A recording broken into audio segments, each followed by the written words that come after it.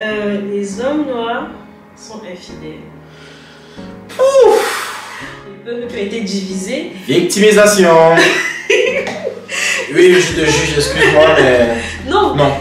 Tellement d'histoires de jeunes hommes qui n'allaient même plus à l'école parce qu'ils devaient payer le loyer de leur copine alors que leur copine, elle avance à l'école. Les femmes noires sont très brutales. Entre parenthèses, angry black women. Je suis brutale. Bienvenue sur ma chaîne, ici Kaye Cabrel. Comme tu peux le voir sur le titre de cette vidéo, nous allons aborder un sujet assez délicat qui n'est rien d'autre que les stéréotypes sur les hommes et les femmes noires. J'ai donc décidé de faire cette vidéo avec mon ami Curtis qui va se présenter. Salut, je m'appelle Curtis Ryan, je suis étudiant en informatique. Pour ceux qui ne savent pas, j'ai fait une vidéo dernièrement avec Curtis où il nous partageait son parcours, ses études en Allemagne. Je vais mettre le lien en barre d'infos et aussi d'approcher soit ici, soit là-bas.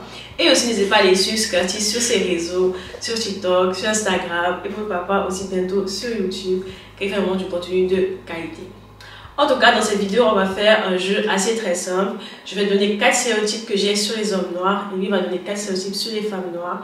Et en fait, on va essayer de débattre par rapport à ça. Pourquoi est-ce qu'on pense ça et pourquoi est-ce que d'une certaine manière, ça n'a pas lieu d'être. Et donc, cette vidéo va te plaire. N'hésite pas à liker, partager. Si tu veux plus de contenu du genre. Et on y va. Let's go! La vidéo soit un peu plus intéressante, on va en fait switcher un stéréotype à l'autre. Et du coup, moi, je vais commencer. On s'est vraiment bien préparé parce qu'on a fait des notes. Donc, mon premier stéréotype sur les hommes noirs, Curtis, c'est que les hommes noirs sont des délinquants car ils sont en guillemets feignants. Genre, ils manquent d'ambition et tout ça. Qu'est-ce que tu penses par rapport à ça? Qu'est-ce que j'en pense? Sous une perspective plus grande, je dirais que c'est vrai. Parce que les hommes... je dirais que c'est vrai. Je dirais que c'est vrai parce qu'on a les yeux plus gros que le ventre. Et c'est un problème actuel dans nos pays en Afrique et qu'on apporte aussi en Europe, ce qui est très mauvais. Qu'est-ce que je vais dire par là? On cherche toujours l'argent, la façon la plus facile et la plus rapide de gagner beaucoup d'argent. Ce qui est un piège à double tranchant, vu que la plupart du temps on se fait arnaquer, ou bien on a certes beaucoup d'argent, mais c'est pas un argent consistant, c'est à travers des façons illicites. Les dealers de drogue.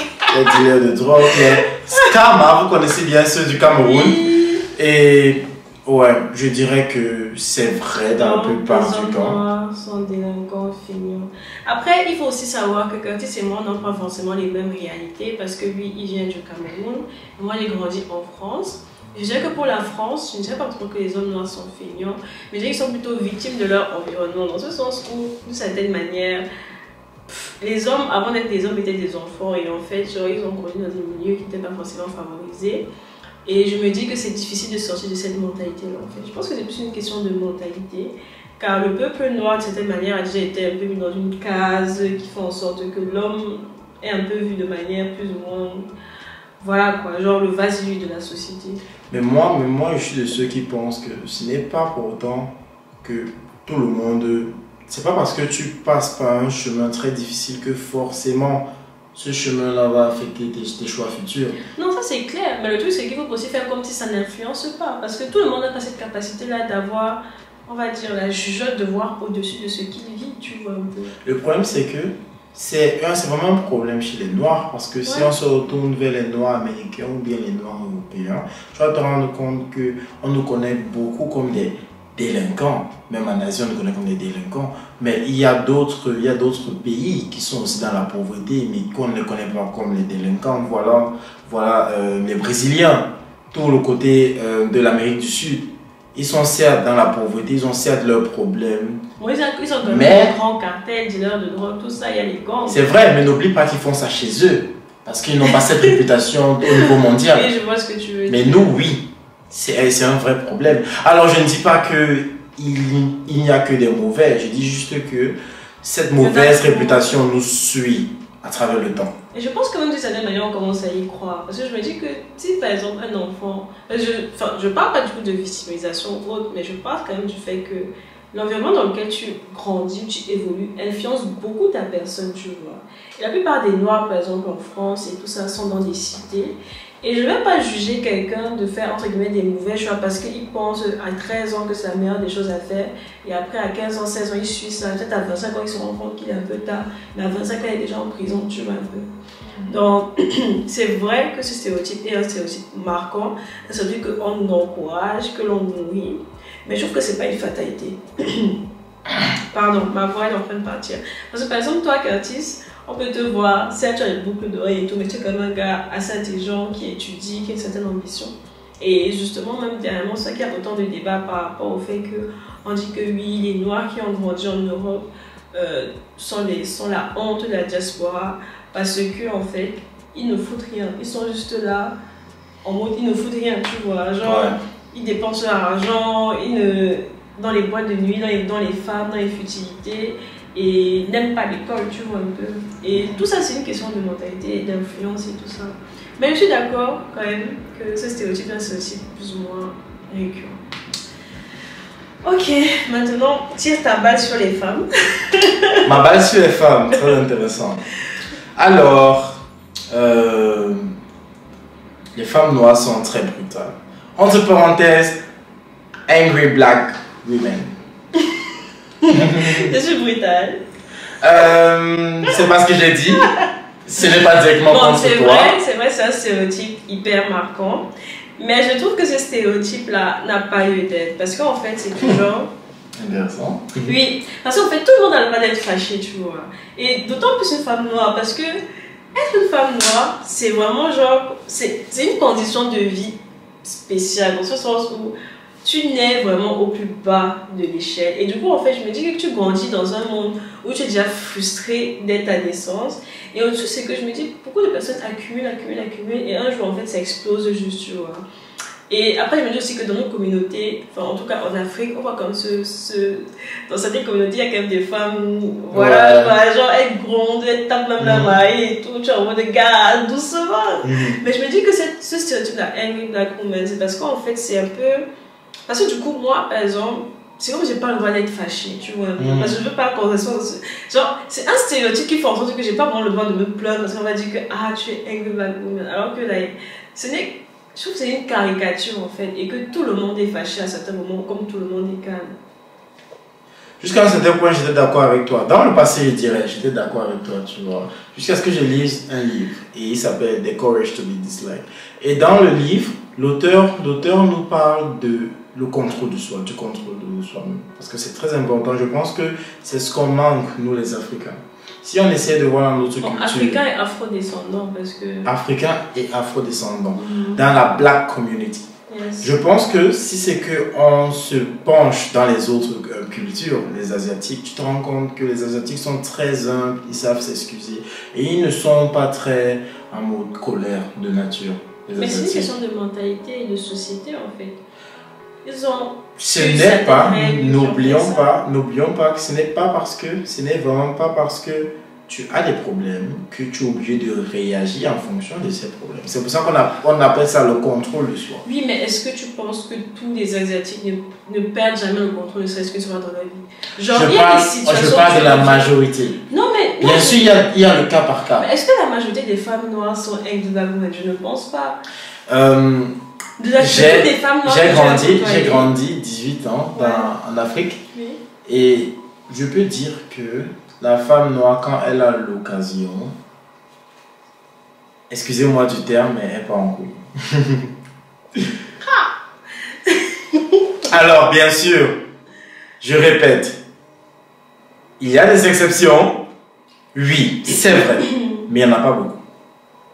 Pour la plupart, selon toi, les femmes noires en Afrique, parce que c'est ta réalité quand même, il ne faut pas... Oui. Elles sont assez colériques. Elles sont assez colériques, oui. Et tu ne dis pas que c'est une question de milieu et d'environnement? N'oublie pas, je suis de ceux qui disent que ton histoire, ton passé ne détermine pas tes actions futures. Je ne dis pas le contraire, mais... Je suis de ceux qui le pensent. Je ne dis et pas c'est pour ça que ma mère, elle m'a aussi inculqué ça, parce que je viens de ce genre de milieu où on crie beaucoup, où il y a beaucoup de cisanie. Mais dans toutes circonstances, j'ai vraiment appris à gagner mon calme. Qu'il rentre, n'est-ce pas? Qu'il rentre. À garder mon calme, à vraiment prendre du recul, mettre mes pensées dans un petit cahier et puis parler fluidement. Parce que ça ne sert à rien de mettre ma colère sur une autre personne. Ok, je comprends ce que tu veux dire. Moi, du fait que j'ai eu à grandir ici en Europe, d'une certaine manière, j'ai moins ressenti ça. Et moi, je me dis que des fois, quand ça ressort, c'est surtout parce qu'on a, on va dire, peut-être eu la goutte d'eau qui a fait déborder le vase, tu vois. Parce que je pense qu'ici en Europe, on est comme devient ainsi très résiliente. Par exemple, moi, pour ne pas répandre ce stéréotype-là, j'ai beaucoup eu à avaler beaucoup de choses. Et parfois, ça pèse, tu vois. Tu as envie de péter un câble, et on va me dire que voilà. Mais je comprends ton point et c'est vrai que justement, moi, mon conseil à ces personnes-là qui se laissent peut-être un peu trop aller par leurs émotions serait en fait de redescendre sur terre, de ne pas insulter parce que tout le monde insulte, un truc du genre. Moi, mon conseil pour ce genre de personnes serait de trouver une activité où tu peux te relaxer, où tu peux tout faire sortir. Peut-être t'enregistrer en audio en train de vraiment sortir ta colère, ou bien parler juste à un ami, ou bien tout simplement aller faire du sport. Moi, mon truc, c'est le sport. J'y vais quand je me sens pas bien. Ok. Ma deuxième bague pour les hommes noirs, c'est que les hommes noirs sont infidèles. Ouf! Et je pense que la plupart des infidèles même sont vraiment d'Afrique. Genre, les hommes noirs qui viennent d'Afrique, qui ont grandi en Afrique, ont une certaine facilité à être infidèles, car j'ai l'impression que c'est à un tel point que ça ne se cache vraiment plus, tu vois.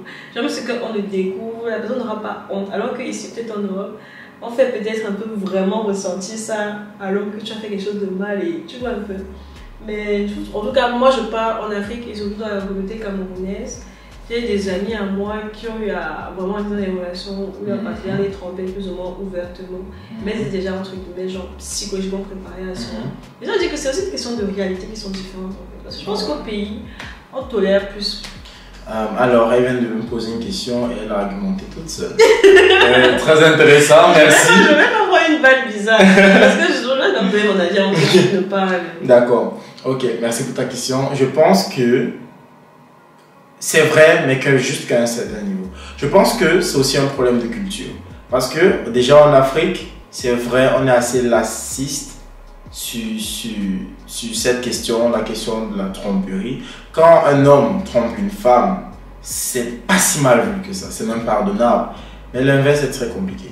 Par contre, si on se tourne vers les Asiatiques, la tromperie, vraiment, c'est à bannir. La tromperie, c'est à punir. La tromperie, il n'y a pas sa place. Il n'y a pas sa place au niveau de la tromperie. Et je pense vraiment que ça vient à cause de la polygamie en Afrique. On n'est vraiment pas très loin de la période où il y avait la polygamie. Et je pense que beaucoup de personnes sont encore dans cette mentalité, dans cette mindset. Et je me dis même que c'est difficile en fait. Genre, je me dis, en tant qu'homme, pourquoi se contenter d'une femme alors que tu peux goûter à... Genre, un ami m'a dit qu'on ne mange pas le riz chaque jour. Oh! Waouh! Waouh! Et justement, quand tu es une femme, tu te dis que, ah, bon, je suis du riz, d'accord? Je pense vraiment que oui, l'homme la trompe. C'est vrai. Mais bien sûr, il y a toujours des particuliers. Il y a des personnes. Balou dit qu'on sent que l'homme noir ne trompe pas. Ah bah ok, c'est un homme noir qui l'a dit. Ouais, je l'ai dit. Dans mon entourage, ça se fait. Mais moi, je ne suis pas trompé, bien sûr que non. Bien sûr que non. Suivez mon regard. Il n'est pas trompé. Je ne suis pas trompé. Les femmes noires en Europe sont très matérialistes. Qu'est-ce que tu en penses?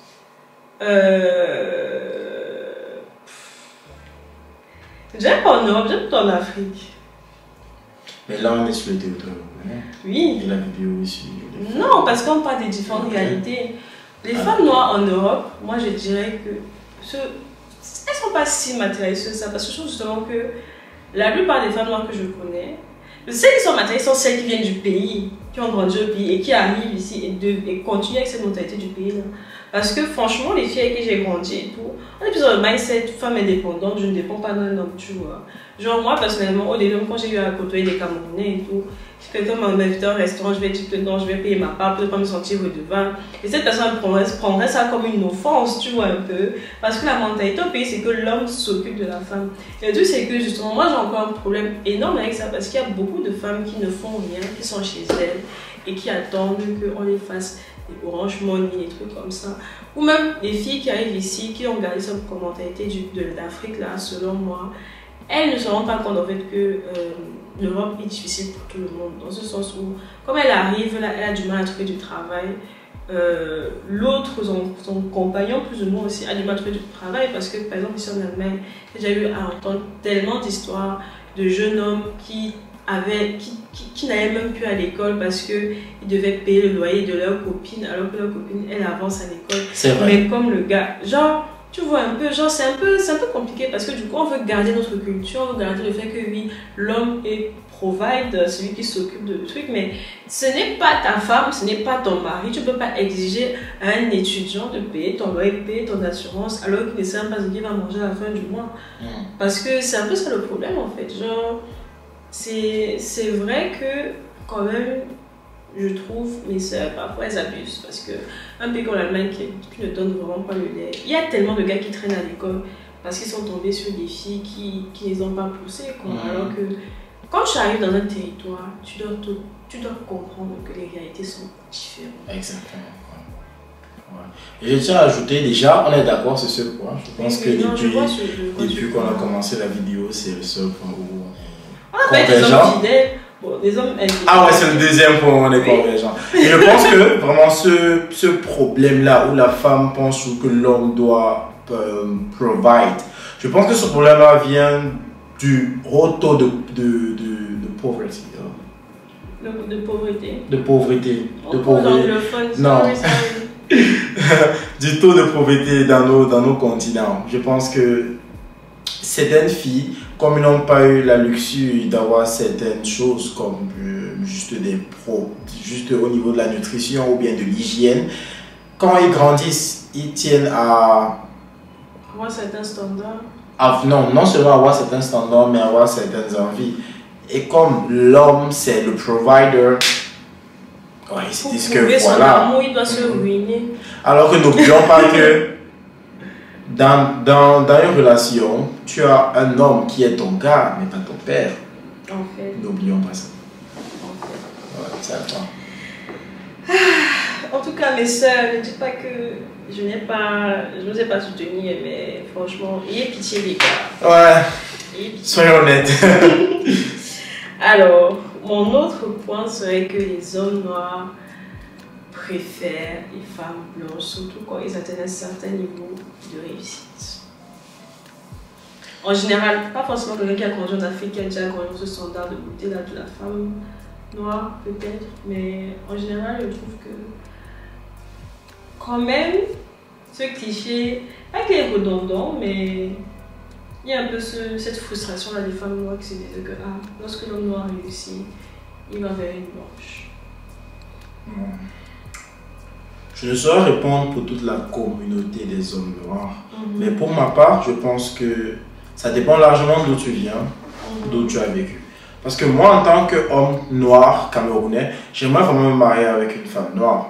Pas forcément camerounaise, mais une femme qui puisse comprendre la culture, qui puisse rentrer avec moi, rester avec ma mère, ne serait-ce qu'un jour, pouvoir tenir une conversation avec mes parents, ou bien juste passer cette culture, ma culture, à mes enfants. Qu'est-ce qu'un noir? C'est une sorte de conservatisme. Oui, je suis assez conservateur sur ce point. Ouais, c'est vrai que les couples mixtes, ce n'est pas mauvais, mais c'est compliqué. C'est très compliqué. C'est très compliqué. C'est compliqué. Et souvent, en fait, les parents ne se rendent pas compte des frustrations que les enfants vivent derrière. Parce que, bon, de tous les métis que je connais, bon, ils ont du mal à trouver leur place. Après, bien sûr, il y a des exceptions. Il y a des femmes blanches ou asiatiques qui sont prêtes à rentrer au pays, qui sont prêtes vraiment à aller au champ. Non, je ne dis pas le contraire. Non, moi, je ne parle pas des couples. Les couples, moi, je trouve que chacun fait ce qu'il veut de sa vie. Non, je parle au niveau du mariage, des enfants. Oui, moi je parle maintenant des enfants qui, dans leur avenir en tant qu'enfants métis. Mais non, pas des couples, non, je parle, non, pas justement du. Moi, je dis que le couple mixte n'est pas mauvais. Genre, je ne veux pas mettre parce qu'un homme a réussi. Chacun fait son choix. Genre, parce que beaucoup de femmes dans son mode, ah, oui, il préfère les blanches, machin, comme si c'était la couleur de peau qui a déterminé son choix. Il y a des noirs qui sont frustrés, certes. Mais je trouve que la plupart du temps, un homme qui choisit de faire sa vie avec quelqu'un, c'est d'abord parce qu'il a réfléchi à cela, tu vois. Oui, ce n'est pas parce que voilà, il voulait prouver quelque chose ou un truc du genre. C'est qu'il a trouvé quelque chose dans cette personne-là. Maintenant, je dis que les parents, parce que un couple mixte est quelque chose de compliqué, et les parents, il faut qu'ils aient conscience en fait de la difficulté la difficulté identitaire que vont vivre ces enfants métis là en fait. Parce que chez les noirs, ils ne seront pas considérés comme noirs, chez les blancs, ils ne seront pas considérés comme blancs. Et c'est quelque chose qui fait en sorte qu'ils vont devoir faire un choix tôt ou tard. Et c'est quelque chose qui est assez compliqué parce que quand tu causes avec des enfants métis, souvent c'est la manière dont ils grandissent en fait, les traumas et tout ça, c'est quelque chose qui forge le caractère certes, mais c'est compliqué. Le plus compliqué c'est vraiment... certes, tu as choisi un camp, mais le camp ne te considère pas complètement comme l'un des leurs. Parce que, imaginons une métisse qui est demi-africaine, demi-européenne. Du côté des Européens, elle n'est pas assez blanche. Elle a un côté noir. Mais du côté des Noirs, on va l'appeler la blanche. Oui, c'est ça le paradoxe en fait. C'est ça le paradoxe. En fait, c'est ça que je dis que les parents, justement, genre, ils ont le droit de se mettre ensemble, de vivre l'amour, mais il faut aussi qu'ils fassent attention à la santé mentale de leurs enfants. Parce qu'il y a beaucoup de personnes métisses qui vivent mal la chose en fait, surtout dans l'enfance et dans l'adolescence. C'est vrai. Et voilà quoi, mais bon. Oui, ta question. Chacun fait ce qu'il veut. Ma prochaine question. Les femmes noires ne sont pas très intelligentes, désolé les filles. Désolé les filles. Mais c'est juste un stéréotype. J'ai juste pris le micro pour... Ouais, vous voyez. Pour la grande communauté. Alors, je ne le pense pas. Je dirais que c'est pas propre aux femmes blanches. Pardon. Je dirais que c'est pas propre aux femmes noires. Oui. Je dirais que c'est... Ça, c'est délicat. Parce que je trouve que l'intelligence n'est pas liée ni au sexe ni à la couleur de peau. C'est vrai qu'il y a beaucoup de femmes noires qui suivent ce schéma en fait, de manque d'ambition du côté des hommes noirs. Parce que, selon l'environnement dans lequel ils ont vécu, la réalité, parce que c'est bien de dire que oui, tu ne dépends pas de ton passé, mais ça influence et beaucoup de personnes n'ont pas la jugeote de réfléchir au-delà de cela. Il y a beaucoup de personnes qui sont vraiment dans une réflexion moyenne, qui se contentent de la moyenne et qui se contentent de leur réalité, dans ce sens où, par exemple, tu rentres dans un milieu où tout le monde fait une formation. Tu vas te contenter de faire la formation. Pourquoi est-ce que tu vas te casser la tête à vouloir étudier des trucs du genre? Parce que moi, du coup, par exemple, qui étudie actuellement médecine, je suis en une exception qui confirme la règle parce qu'on a même chaque jour, je trouve la seule noire autour de moi, genre. Mais dire que les femmes noires ne sont pas intelligentes, c'est fort. C'est très fort. Ouais. Et beaucoup de gens pensent ça, je ne sais pas pourquoi. Beaucoup de gens pensent que les femmes aussi en général ne sont pas intelligentes. Pourtant, ça n'a rien à voir. Et je trouve que ce stéréotype, certes, il continue à être nourri, mais c'est un stéréotype qui est de plus en plus déconstruit. La preuve, je suis là. Bon, mais après, il y a aussi des exceptions. Hein. N'oublions pas qu'il y a des exceptions. Mais regarde le nombre de filles camerounaises qui viennent ici et qui étudient. Ne serait-ce que ça. On parle d'un ratio, si on parle du ratio hommes et femmes, on parle d'un ratio 80-20, je suis désolé. Non, il y a plus de femmes qui viennent. Oui. Tu dis 80-20, je dirais presque 50-50, au moins 50-50. 50-50. Okay. Il y a tellement de filles qui viennent en Allemagne uniquement pour étudier. Dans mon entourage, personnellement, j'en connais tellement des hommes et des filles. Excusez-moi, mais elles ne dépassent pas 10 dans mon université. Pas 10. Elles sont en université, mais pas dans d'autres villes. Il y a beaucoup de filles. Peut-être. Il y a énormément de filles. Moi, je trouve qu'il y a beaucoup de filles. Mais après, bon. Même beaucoup de filles noires à l'université. Après, si c'était si bête que ça, il n'y aurait personne. Après, on parle des filières assez compliquées comme l'informatique. Pas si compliquées, je dirais. Mais la plupart des femmes se retournent vers des filières un peu plus accessibles, comme aide-soignante, comme infirmière. Oui, après je me dis aussi que c'est par rapport à leur ambition personnelle. Tu vois pas... Comme qui dirait, la femme noire, comme tu l'as dit, manque d'ambition. Non, moi je dis que les noirs en général manquent d'ambition. Ouais. Parce qu'on a aussi parlé des hommes noirs. C'est vrai. Elle marque un point. Je trouve qu'on est un peu dans un schéma de fatalité. Parce qu'en tant que noir, on est déjà dans un monde... Fatalité. Non, mais franchement, en tant que noir, on est dans un monde où on nous dit dès la naissance qu'on n'est rien, tu vois. Et tu le ressens vraiment quand tu es en Europe. Et ouais. Moi, entre guillemets, je me dirais que j'ai choisi médecine juste pour prouver que, voilà, je suis comme... Tu vois, un peu, genre... Bref. Mon dernier point, avant que ma caméra ne s'éteigne, les noirs ne sont pas solidaires. Les noirs ne sont pas solidaires. C'est archi vrai. Excusez-moi, mais c'est archi vrai. Parce que je me suis rendu compte d'une chose. À chaque fois que j'ai une idée, juste une idée de business, tout le monde est avec moi. Tant que c'est une idée, tout le monde est avec moi. Mais dès que je commence à l'implémenter, que je mette brique par brique des efforts et que je commence à voir juste la nuance de succès, mon entourage s'éteint. Il n'y a plus personne. Ouais. À part ma famille proche, bien sûr. Ma famille proche et mes amis archi proches. Il n'y a plus personne plus tard. En fait, pour rire et boire le vin, les gens sont là. Ouais, pour rire et boire le vin, les gens sont là. Ouais. Pour quelque chose de sérieux, non, il y a beaucoup de têtes qui tombent, il n'y a plus personne. Et ça, c'est le premier point. Le deuxième point, c'est nous, on a vraiment le cœur plus gros que le ventre. Notre cœur, vraiment, il dépasse la lune. Parce que on ne veut pas partager le gâteau. J'entends quoi par gâteau? Je parle de niche, par exemple. Si quelqu'un lance un business et il a vraiment de l'espace, il s'est rendu compte qu'il n'y a pas beaucoup de compétiteurs dans cette niche.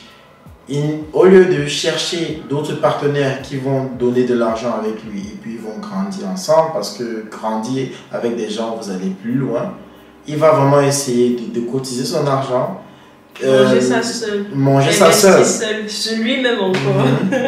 Il préfère ses 15% de bénéfices et ses amis restent avec rien du tout, que 100% de bénéfices et lui, dans les 100%, il obtient 20%. Excusez-moi, mais je trouve ça vraiment idiot. C'est vraiment voir pas plus loin que le ventre. En vrai, je trouve même que tu es allé assez loin. Il suffit de voir les... Non, je dis dans le sens... Ça me touche. non, je dis dans le sens en fait où il suffit de voir les autres communautés autour de nous. On est ici en Allemagne, regarde comment la communauté turque est solidaire.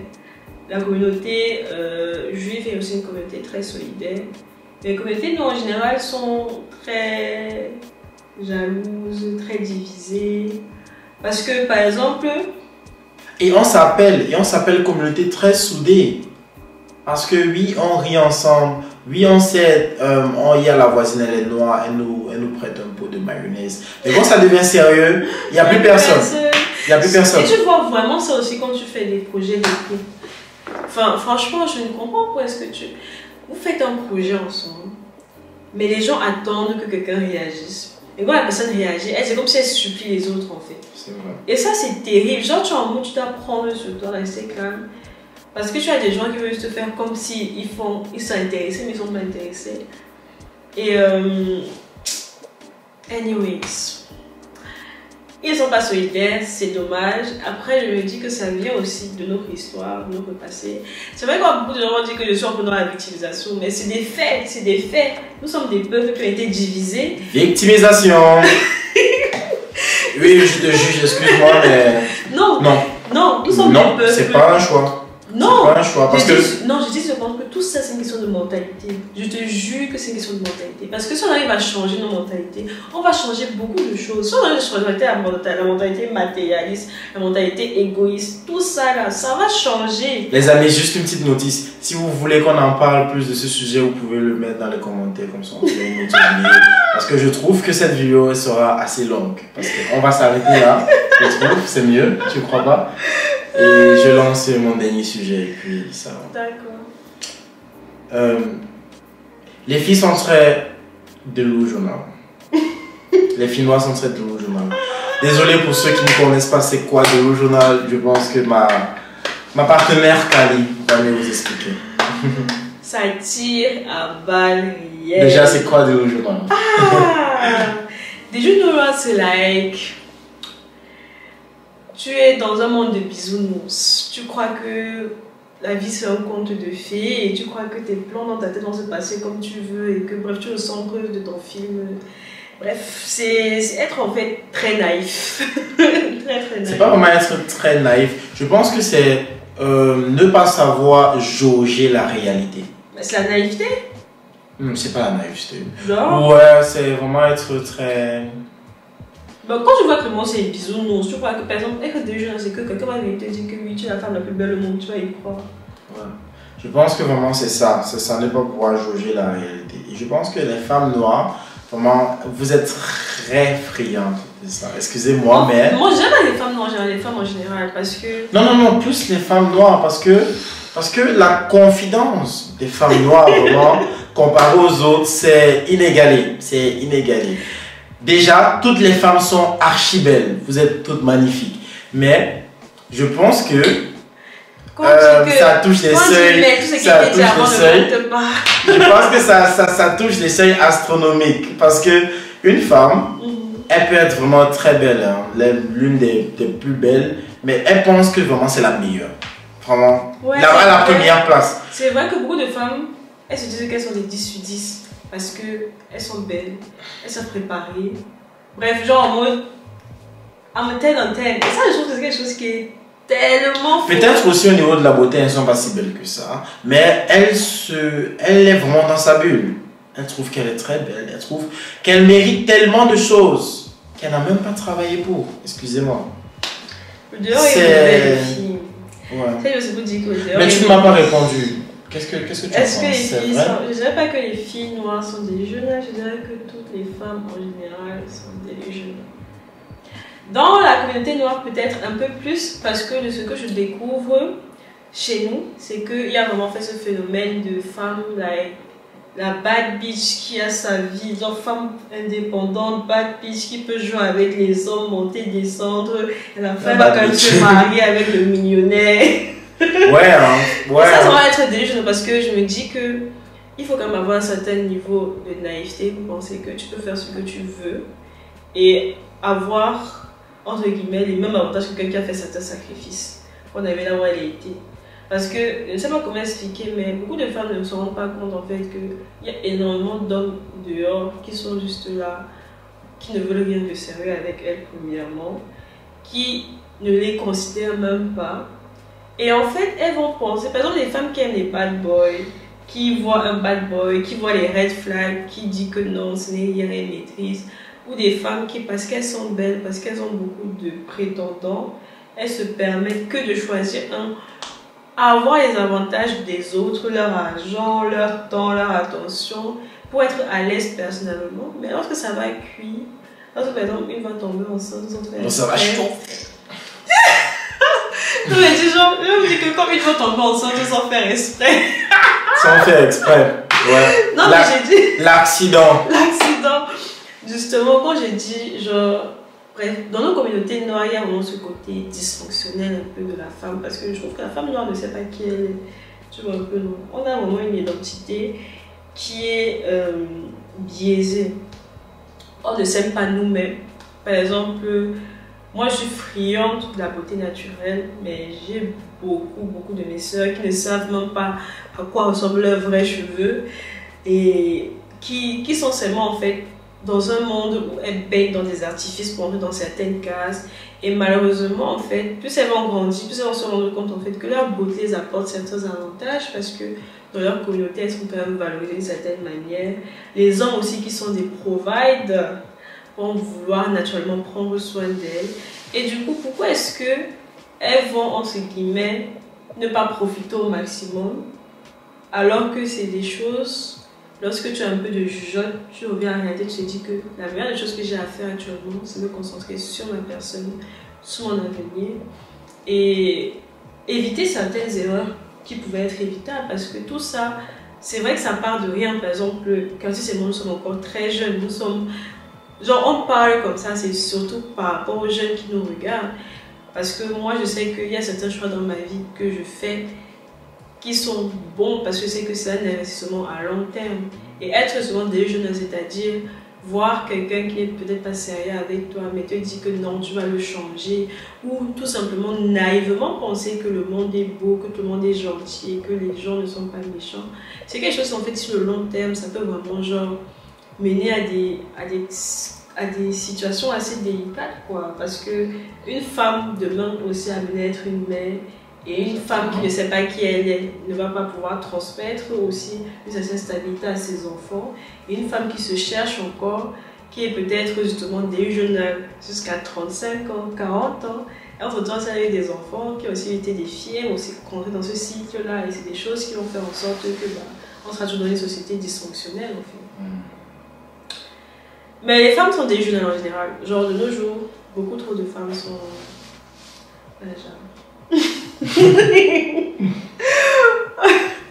Bon, on a beaucoup parlé. beaucoup. On a parlé à cœur ouvert. Donc, accepte et ton cœur reste ouvert. Ouais. Donc, les filles, les gars, acceptez et gardez le cœur ouvert. D'accord? Acceptez et gardez le cœur ouvert. En tout cas, j'espère que la vidéo t'a plu. On se rejoint déjà à la fin. Il y a énormément de stéréotypes autour de notre couleur de peau. Beaucoup qui sont peut-être construits, beaucoup non qui sont seulement sur les couleurs de peau, mais aussi sur les cheveux. Parce que c'est un point que j'ai oublié de mentionner. La femme et ses cheveux. Mais si vous voulez encore plus, vraiment, dites-le nous dans les commentaires. Et ça me ferait plaisir de parler de ce sujet. Des cheveux des femmes, ok. Ouais, en tout cas, n'hésite pas à liker, partager, à t'abonner sur plus de contenu du genre. Comme dit, n'hésite pas aussi à aller suivre Gertie sur ses réseaux. Je mettrai tout ici en bas, ici, là, et aussi en barre d'infos. Et voilà quoi. Ce sont des stéréotypes. Bien sûr, il faut prendre ces vidéos à la légère. On a dit certaines choses. On a aussi renié certaines choses. Abonne-toi, like, à la prochaine. Bisous. Bye bye.